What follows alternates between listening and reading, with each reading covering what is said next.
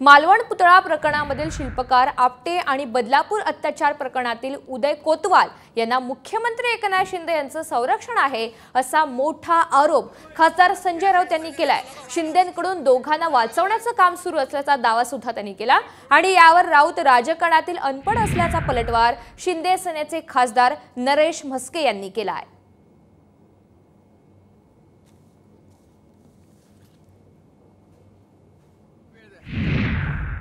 आपटे आणि कोतवाल ह्यांना एकनाथ शिंदेंचं संरक्षण आहे। मी तुम्हाला आत्ता सांगतो, कारण या संस्था त्यांचे चिरंजीव जे खासदार आहेत त्यांच्या मतदारसंघात आहे आणि आपटे आणि कोतवाल यांचे संबंध हे मुख्यमंत्र्यांच्या चिरंजीवाशी अत्यंत घनिष्ठ आहे।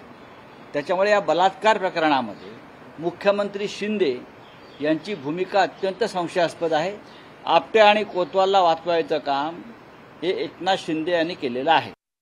बदलापूर हा भाग भिवंडी लोकसभा मतदारसंघात येतो।